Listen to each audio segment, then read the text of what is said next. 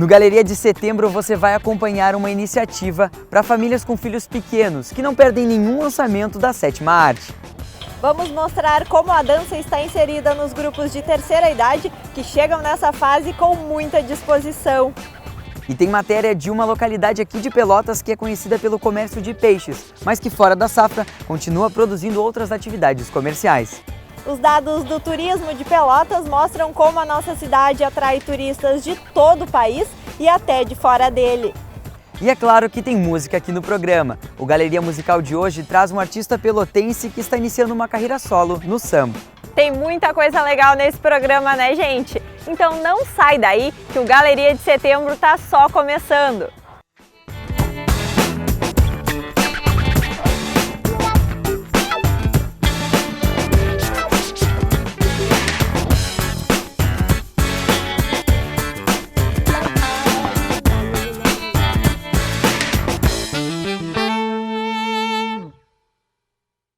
Oi pessoal, tudo bem? E aí, gente? Estamos começando a 9ª edição do Galeria de 2019. E durante todo o ano a gente busca divulgar ações, projetos para diferentes públicos de diferentes idades.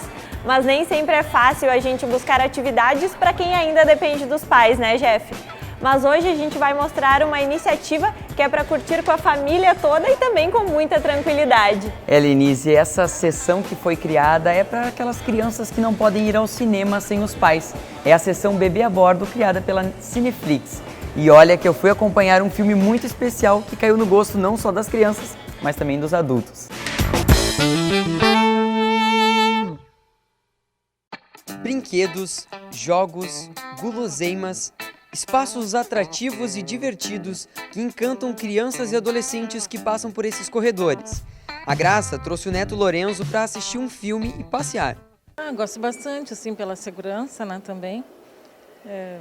Pelos espaços que tem, né, do cinema, aquele dos brinquedos também das crianças, gosto bastante. Dá para ele se divertir um pouquinho. Os shoppings e centros comerciais sempre pensam alternativas voltadas às crianças. Mas quando o filho ainda está no começo da infância, o programa tem que ser diferente. Muitos são bebês de colo e é bem raro esses lugares oferecerem atrações para eles. A Elisa, filha da Natália, tem 1 aninho. E depois que a pequena nasceu, a vida do casal mudou bastante, especialmente os passeios em família. Então a rotina ela fica um pouquinho diferente, né? Fica tudo muito mais difícil para fazer com a bebê. Mas eu tento fazer tudo com ela, mas alguns programas não tem como fazer com ela, né? Porque ela é muito pequena. No cinema, tu já chegou a levar ela ainda? Impossível. Não, ainda não. E foi pensando nisso que o cinema criou uma sessão especial, Bebê a Bordo. E nada melhor do que assistir um filme em família que marcou tanto a geração dos pais como a dos filhos. A sessão Bebê a Bordo tem trocador disponível logo na entrada, temperatura controlada, uma luz fraquinha e redução no volume do filme, para não assustar as crianças. É muito bom, porque é uma oportunidade para eles de diversão a mais, né? Então eu achei super interessante. Vamos ver como é que vai ser a primeira experiência, tomara que ele se comporte e curta o filme, né, filho? Durante a sessão, o Benjamin se comportou, não chorou e ficou até o final do filme. Também, um clássico desses, Rei Leão, agora em uma versão live action. Filme que conseguiu encantar mais essa geração.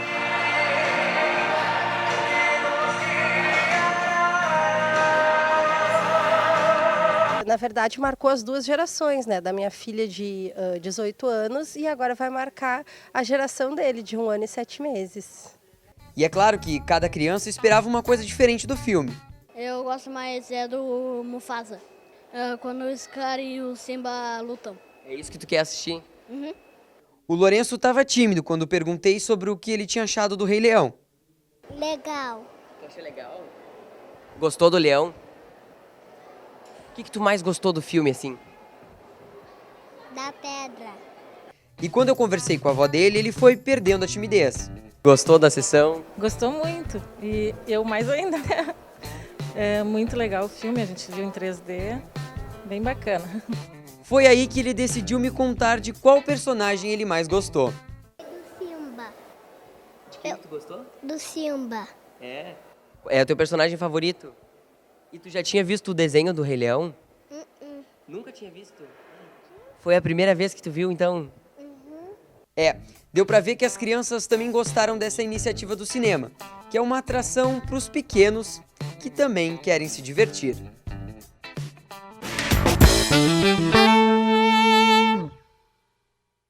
Muito legal ver essa iniciativa do cinema em se preocupar com as famílias, né, com filhos pequenos. Mas, Jeff, como é que funciona essa sessão? Ela tem todos os meses? Tem sim, Lenise. É sempre nas sextas-feiras, às 2 horas da tarde, são 2 sessões por mês. A próxima já está agendada no dia 20 de setembro. O restante das datas do ano você pode conferir no site da Cineflix, que está aparecendo aqui na tela.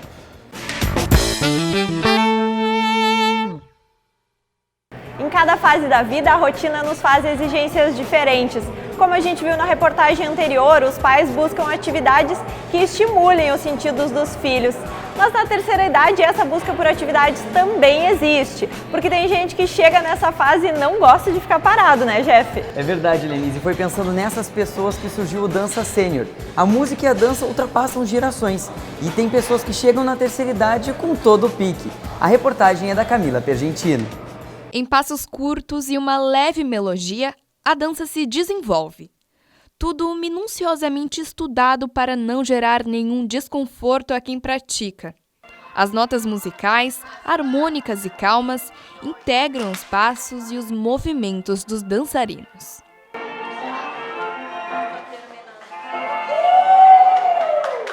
São passos e figuras adaptados à terceira idade, né? Ela é uma dança um pouquinho incomum, né? Para quem não conhece. Então, para cada idade, para cada situação, um deficiente físico, mental, cadeirante, seja o que for, né, é algum tipo de música diferente. Né? Não são músicas de impacto, não são músicas rápidas, né, porque nós temos que cuidar um pouquinho também do idoso. Tem movimentos mais simples, movimentos mais elaborados, dá para praticar sentado, em pé. A ideia é atender todos os portes físicos para desenvolver e recuperar alguns movimentos que o tempo vai limitando. Já diz os especialistas, é importantíssimo a prática de exercício físico. E os benefícios dessas coreografias são muitos. O que é a dança sênior? Esse grupo, como tinham pessoas com deficiência física, com dificuldade para caminhar, era feito sentados, em círculo, né, todos sentados, e mesmo assim tem como movimentar os 4 membros, todo o corpo. Isso favorecia eles, deixava eles mais ágeis. Quem estava deprimido melhorou, sabe? Isso foi um depoimento deles. Quem tinha dores também, com o passar do tempo as dores desapareceram, se sentiram bem mais melhores e também o fato de viver em grupo, sabe? Isso fez com que eles também se motivassem para sair de casa. Das pesquisas da enfermeira e doutora Selmira para a prática contínua, ela não se limitou a apenas estudar. Também levou seus pais para a prática e logo em seguida entrou na dança. Enquanto eu fazia a pesquisa, eu também participava dos grupos da dança. Aprendi bastante com eles e parece que é tão simples. Na verdade, eu vi muito idoso fazendo os movimentos que eu no início tive dificuldade, me atrapalhava. Eu tinha 2 alunos que iam comigo para ajudar na pesquisa, a gente tinha dificuldade. E uma coisa que eles, com o passar do tempo, já conseguiam desenvolver muito bem, se movimentar. Coordenação motora também, que era uma coisa que a gente tem um pouco de dificuldade, eles já estavam muito melhor que nós, tá? A interatividade está garantida com a prática. A melhora no psicológico é consequência. E o que você tem visto de diferente na sua vida a partir do momento que você começou a praticar ela? Tudo. Quando eu cheguei aqui, eu morei anos em Pelotas, fiquei 40 anos fora. Aí quando eu perdi meu marido, resolvi voltar para cá. E vou te resumir, eu estava no poço e o grupo me deu asas e me deu pernas e eu voei de novo. Em cada participante, uma diferente história de superação. A dona Marlene Colombi é outro exemplo. Ela chegou aqui sem bater palma, caminhando muito pouco, com desmaios frequentes. Hoje ela dança muito bem, ela bate palma no ritmo da música, né? E quando a gente sai para algum lugar para dançar ou se apresentar ou até para passear, ela é a primeira que se inscreve. Então, me emociona até em falar que hoje ela é uma pessoa totalmente diferente do que ela era quando entrou aqui.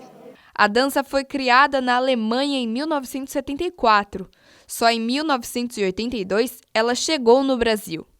Traz consigo referências folclóricas de diferentes nacionalidades. Com a precisão dos movimentos, os participantes reduzem e até previnem doenças. A Brigitte mudou o seu cotidiano com a prática. As dores que a gente tinha lá desaparecem, a gente entra pesado e sai leve de lá. É um grupo maravilhoso. Olha, quem pudesse participar, é um grupo acolhedor, um grupo que não tem idade, não tem credo, não tem nada, são todos iguais. E todos são acolhidos com muito carinho, com muito amor. É uma grande família. E a gente torce pela segunda-feira chegar e a gente poder participar de novo. É muito bom. Todo mundo sabe que exercícios físicos faz bem para qualquer época da nossa vida. E para a terceira idade tem um tipo especial. A dança sênior é realizada em inúmeros países do mundo e aqui no Brasil também tem espaço para ela. A Igreja Luterana, em Pelotas, também é um local que disponibiliza esse tipo de exercício. Para quem ficou interessado, os encontros acontecem ao longo da semana em igrejas luteranas da cidade. Na Martim Lutero, acontece todas as quintas-feiras. Na Igreja São João, todas as segundas-feiras. E na Emanuel, é nas sextas. Os grupos se encontram nos mesmos horários, das 2h30 às 4h da tarde. É ecumênico, gente. Não tem distinguir ninguém. É inclusão.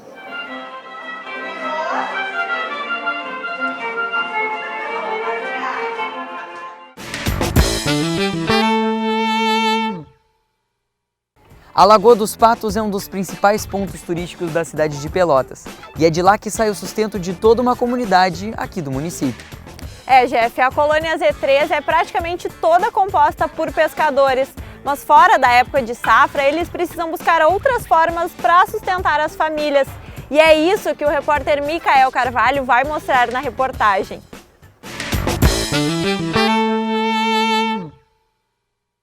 Localizada a cerca de 30 quilômetros do centro da cidade, a colônia de pescadores da Z3, também conhecida como Arroio Sujo, foi fundada no dia 29 de junho de 1921.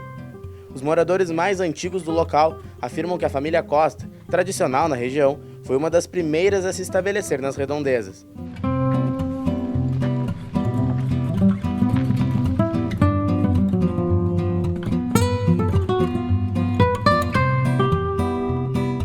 Desde o início da década de 20, diversos grupos de diferentes localidades migraram para a região: Piratini, Viamão, Rio Grande e até mesmo Santa Catarina. Sendo eles em sua maioria pescadores, o objetivo sempre foi a melhor qualidade de vida através da atividade pesqueira na Lagoa dos Patos.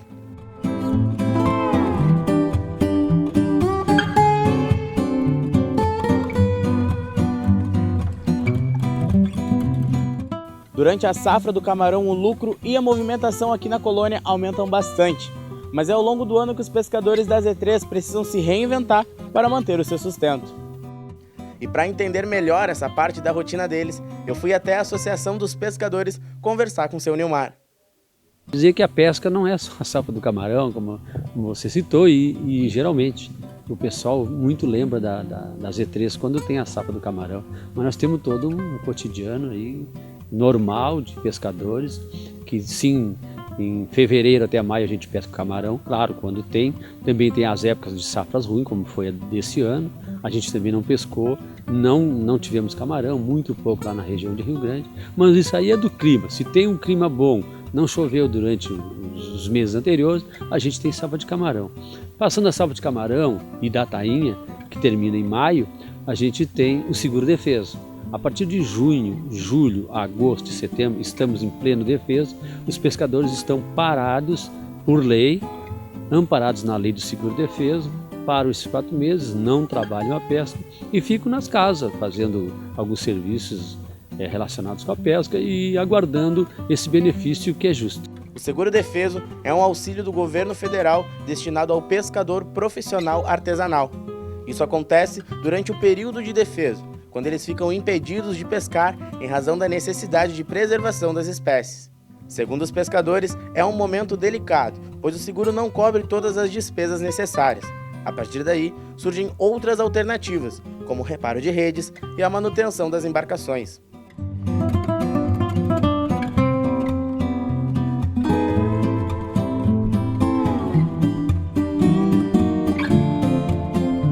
O pescador, ultimamente, nos últimos anos, está sobrevivendo. Ele não está nem se mantendo, sobrevivendo. Fica para manutenção, né? Manutenção da embarcação, manutenção de rede, mas está complicado igual. Uma situação que reflete no comércio local. Com a movimentação baixa, praticamente todas as peixarias da colônia Z3 amanhecem de portas fechadas durante o período de defeso.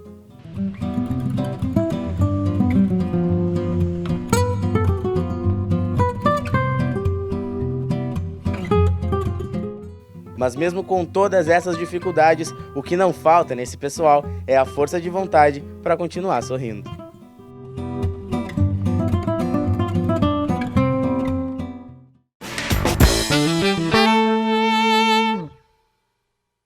E aí, tá gostando do programa? Então fica por aqui porque no próximo bloco a gente vai falar sobre a cidade de Pelotas e do tanto de turista que ela vem atraindo nos últimos anos. E claro que tem mais uma edição do Galeria Musical com um artista pelotense que está iniciando a carreira solo. Não sai daí que nós já voltamos.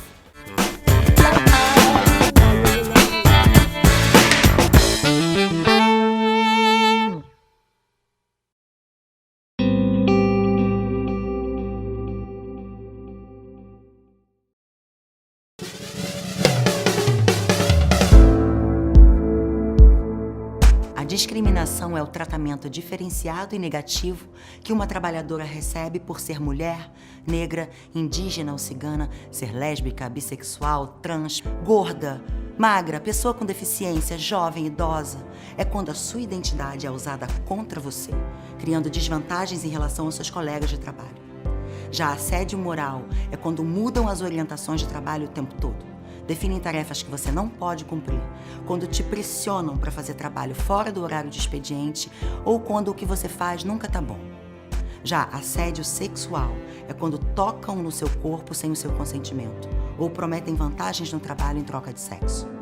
Então, leve o assunto para sua empresa, faça parte da campanha da ONU, Use Laranja e una-se pelo fim da violência contra as mulheres.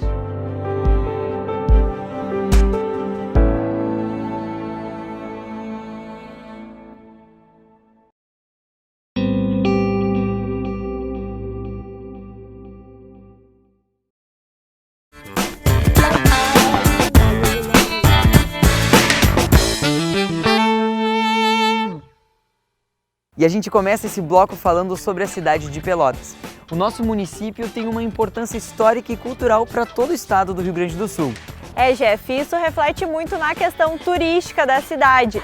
Só no ano passado, o Centro Municipal de Atenção ao Turista recebeu mais de 11 mil pessoas. É muita gente, né, Jeff? É esse órgão responsável por medir o fluxo desses turistas que passam aqui pela cidade. Mas mesmo assim, Lenise, tem muita gente aqui da cidade que não conhece a história de Pelotas. Foi pensando nisso que a Jorge Ossanes preparou uma reportagem especial contando os detalhes e as memórias dessa cidade, Pelotas.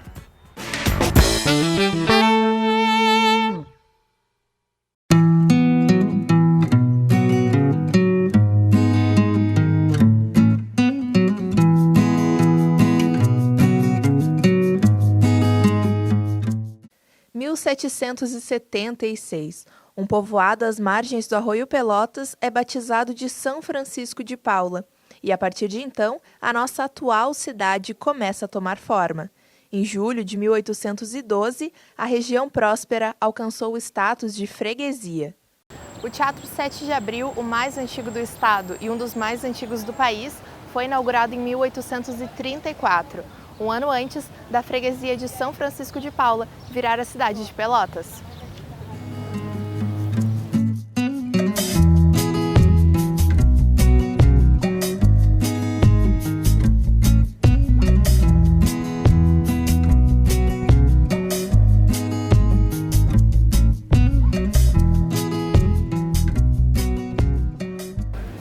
1847, depois da Guerra dos Farrapos, que durou 10 anos, era necessário criar uma enfermaria. Nascia aí o primeiro hospital de Pelotas, a Santa Casa.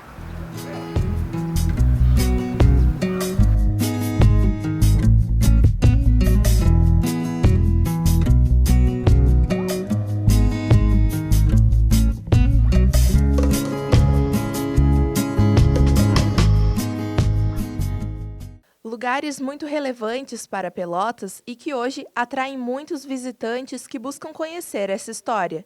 De acordo com um estudo feito pela Secretaria de Desenvolvimento, Turismo e Inovação, no ano passado, quase 11 mil pessoas chegaram a Pelotas e procuraram os centros de atenção ao turista. E esses visitantes vêm dos mais variados locais. Entre os estados brasileiros, São Paulo, Santa Catarina, Paraná, Rio de Janeiro e Minas Gerais são os que mais visitam Pelotas. Quanto aos países da América Latina, Uruguai, Argentina e Chile são os que mais trazem turistas. Já entre os países mais afastados, Portugal, México e Espanha lideram esse ranking. O turismo vai se tornar uma das principais atividades econômicas da nossa região. No ano passado, a arquitetura e os doces de Pelotas se tornaram patrimônio cultural brasileiro. A cidade respira história e cultura. E quem mora por aqui muitas vezes passa por esses prédios históricos sem nem perceber. Só que eles são as principais atrações para quem vem de fora. Nós somos reconhecidos no Brasil como uma cidade, um patrimônio histórico importante, desde as charqueadas até os casarões que nós temos no centro histórico. Todos esses elementos ajudam muito para a captação de turismo. Entre os prédios históricos que mais atraem turistas aqui na cidade, o destaque é para o Museu da Baronesa, que durante o ano de 2018 recebeu quase 10 mil visitantes. A gente está dentro do museu, que trata dos usos e costumes do século XIX, que hoje trata sobre o negro, fala sobre o negro, que construiu a Pelotas, né, ajudou em toda essa riqueza com o charque. Então, eu acho que essa valorização e esse reconhecimento da população é nisso que a gente conseguiu hoje ser um dos mais falados. E, né, qualquer pesquisa é o Museu da Baronesa. Os móveis, a gente tem parte doada pela família, que já ficou aqui, foi doado junto com a casa. Outros foram de famílias que viveram naquela época, que compõem o acervo.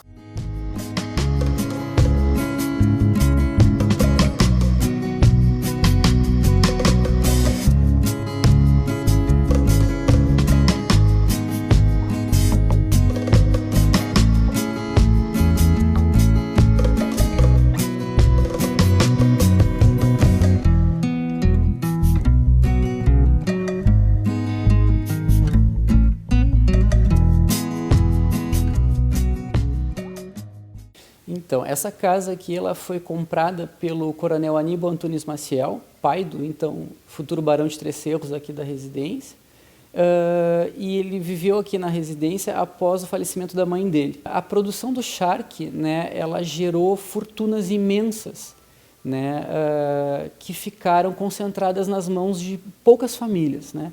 Então a gente teve uma concentração muito grande de renda e essas pessoas, elas logo em seguida começaram a ter que gastar esse dinheiro e investir esse dinheiro em alguma coisa. Então eles começaram a construir os seus palacetes no centro, eles começaram a urbanizar a cidade. O barão aqui da casa, ele foi vereador da cidade, ele foi presidente da Câmara, da Biblioteca Pública de Pelotas, ele era um homem bastante influente, apesar de não ter sido charqueador, né, que é uma exceção entre o nicho social que ele vivia, ele era apenas pecuarista, né, mas ele foi um homem de bastante influência, e não só ele. Né, a dona Sinhá, por exemplo, ela foi a filha mais velha do barão, ela foi presidente da Cruz Vermelha em Pelotas, né?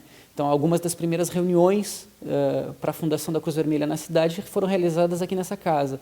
Então, a vida social da cidade era meio compartilhada com a vida da família, né? Então, todos podiam comungar um pouco dessa vida, desse luxo que se tinha aqui na casa, né? Então, a família era de bastante influência assim, para a cidade de Pelotas. O segundo prédio mais visitado é a Biblioteca Pública Pelotense. Ela foi fundada em 1875 e 3 anos depois mudou de lugar. Veio para esse prédio aqui, que foi construído com a ajuda da comunidade.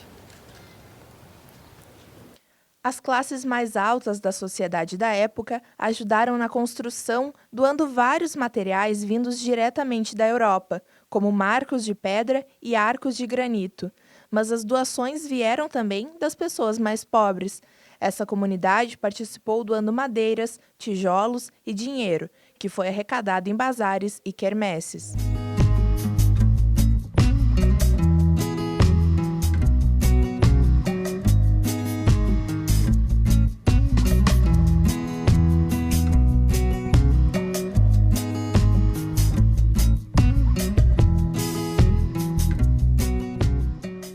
Em terceiro lugar no ranking dos prédios históricos que mais fizeram sucesso entre os turistas aqui na cidade no ano passado, está o Casarão 6. Construído em 1879, ele recebeu 6.000 visitantes. Em quarto lugar, com 4.600 visitantes, está o Casarão 2. Construído no final da década de 1820, hoje abriga a Secretaria de Cultura de Pelotas.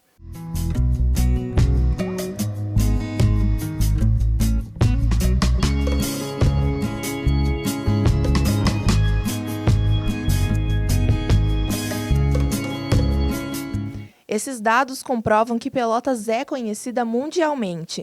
Esse patrimônio histórico, algo tão presente e visível pelas ruas da cidade, é o que garante que essa história seja contada e preservada, tanto para quem vem de fora quanto para quem mora aqui.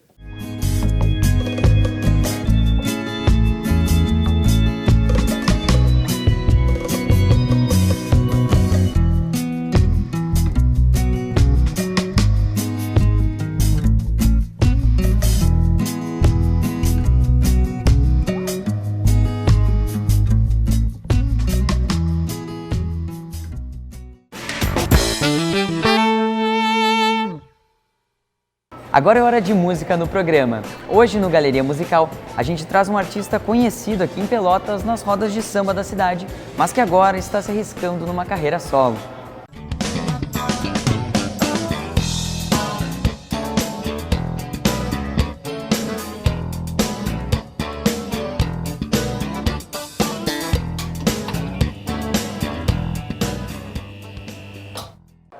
Hoje o Galeria Musical veio para um espaço que é muito a cara do nosso entrevistado, o Mercado Público de Pelotas, que é considerado o berço do samba pelotense.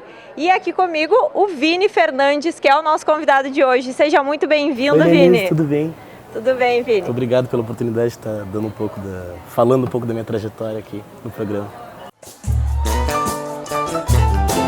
Apaga essa luz, sente a batida do meu coração, escutando a nossa canção, que dá sua mão. Então, Vini, vamos começar então, né, pelo mais importante, como toda essa carreira começou, como foi que tu chegou no meio da música. A gente já conversou um pouquinho e eu fiquei sabendo que desde muito pequenininho tu começou no meio da música, né? Sim. Como foi isso? Foi uma parada meio que através do meu pai. Ele sempre fez muito samba, muito pagode em vários lugares lá onde eu moro, na cidade em si. Quando eu comecei a ter um pouco mais de idade, ele começou a me levar junto com ele. E eu comecei a me interessar. Quando eu me interessei pelo instrumento que ele tocava, que é o cavaquinho, ele começou a me dar umas dicas, me ensinar mais ou menos para eu pegar o instrumento. Tudo isso então começou através do teu pai? Sim, lá quando eu tinha uns 6 anos, 7 anos mais ou menos. E o primeiro instrumento que tu tocou foi o cavaquinho e foi por uma inspiração dele, então? Sim, sim. Ele tocava toda noite em casa depois que ele chegava do serviço. E eu ficava na volta olhando, tentando aprender. No início ele não deixava, não queria que eu pegasse o instrumento, ficava louco. E depois que tu entrou nesse meio da música, enfim, começou a tocar cavaquinho, passados alguns anos vieram algumas bandas, né? Me conta um pouquinho como é que foi essa tua trajetória com outros parceiros. Isso é engraçado, porque eu comecei eu fui pro ensino médio, lá pelos meus 15 anos, e eu conheci uma galera nova, que gostava de música também, e a gente montou uma banda. Só que eu não cantava, nem era minha intenção cantar. E a gente conseguiu um cantor, só que ele era um pouco tímido e não estava querendo. Um dia a gente marcou uma festa para tocar num colégio e ele não foi, e eu tive que assumir a bronca. Dali eu não parei mais. Dali eu comecei a tocar em alguns bares, depois com outras bandas que eu participei também, com alguns amigos que hoje em dia tocam comigo, tocando numa festa que tinha, que era muito conhecida aqui na cidade, que era um dos maiores, dos melhores lugares que tinha samba e pagode aqui na cidade. A galera gostava muito. Pra mim, pra galera que não tocava como eu, era tipo um sonho tocar lá naquela festa. E quando a gente conseguiu foi muito massa. Dali tipo, começou a minha trajetória na noite mesmo. Foi a partir desse momento, então, que alavancou? Sim, dali comecei mesmo a ter experiências, conhecer gente nova, tocar na noite. Foi isso. E depois disso, depois dessa banda, teve outros trabalhos? Sim, tipo, lá pro 2013, mais ou menos, eu tive a oportunidade de entrar no grupo Pagode Beer, no qual eu fiquei 4 anos, tive um EP gravado, que está inclusive nas plataformas digitais, a galera pode procurar lá, com 3 músicas minhas. Foi ali que eu aprendi muita coisa. Um abraço pra galera lá do Pagode Beer. E foi muito importante pra mim, pra chegar onde eu tô fazendo o que eu amo hoje, que é fazer pagode, mostrar um pouco da minha música pro pessoal. E nessa banda teve um trabalho autoral, né? Vocês chegaram a gravar um CD? Sim, gravamos um CD com a música de autoria do CD. CD um EP, não era o CD, era bem um EP, era com 5 músicas. Levando de cargo-chefe uma música minha, de composição minha, mesa de jantar. E foi em 2018 que tu me contou que desde pequeno assim não era um sonho teu, né? Estar no meio da música, ter uma carreira solo, mas que isso acabou acontecendo no decorrer da tua caminhada, né? Me conta um pouquinho como é que tá sendo essa tua relação com a tua carreira solo agora, desde 2018. É bem legal, e surpreso, né?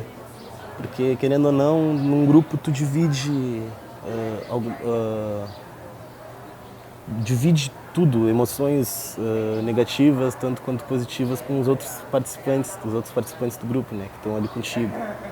Sozinho é uma parada totalmente diferente. Assim como as broncas são maiores, muita coisa é maior também. Quando te dá de conta desse tipo de coisa, tu fica feliz, às vezes assustado, às vezes surpreso. É bem legal, é um misto de várias reações.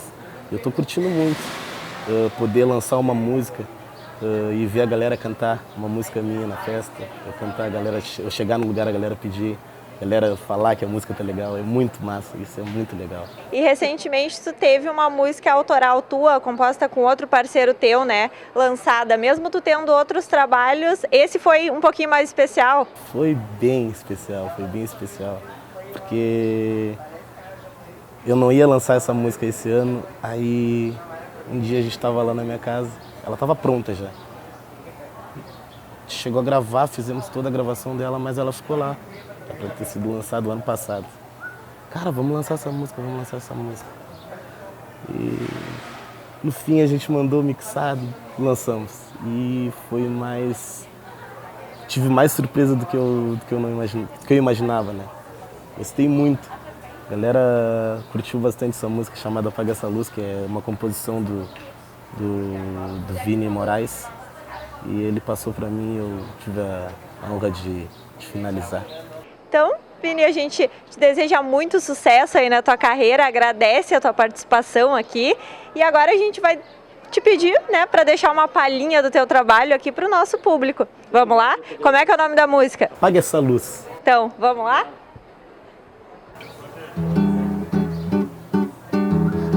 diz que não.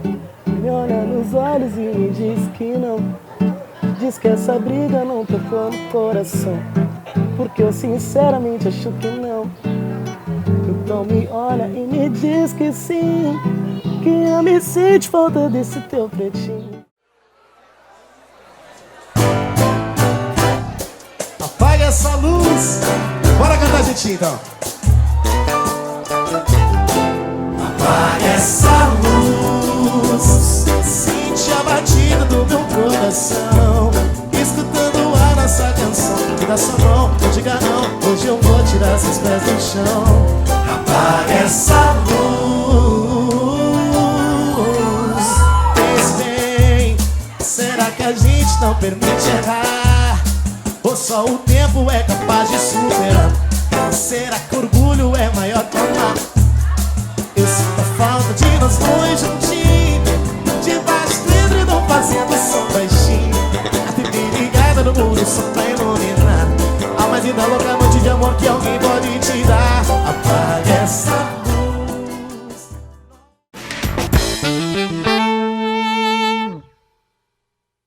Então, pessoal, tá chegando ao fim o programa de setembro e junto com ele também encerra a minha passagem aqui na TV Câmara Pelotas. Foram 2 anos de estágio e mais de 1 ano e meio aqui no Galeria. Uma experiência que com certeza me fez crescer muito profissionalmente. Foi um prazer, Jeff, dividir contigo, que foi muito bom ter toda essa parceria aqui no programa. Agradeço a todas as pessoas que sempre me incentivavam e me acompanharam, também aos cinegrafistas, editores, repórteres, que deixam o nosso programa assim do jeitinho que a gente quer, né, Jeff? Helenice, e eu falo em nome de toda a equipe da TV Câmara e também do Galeria, que a tua parceria sempre é fundamental na construção, na produção dos programas e de todas as coisas que acontecem lá na TV Câmara. Eu te agradeço pela parceria desde a época que eu era voluntário e me tornei estagiário, e sem a tua ajuda eu não seria o repórter que eu sou hoje, então queria te agradecer e tenho certeza que nessa trajetória, na nossa trajetória profissional, a gente vai continuar trabalhando junto. Tenho certeza também que vocês vão seguir vendo um programa ótimo com as próximas pessoas que virão por aí. E é isso, pessoal. Tchauzinho! Até a próxima. Tchau, tchau.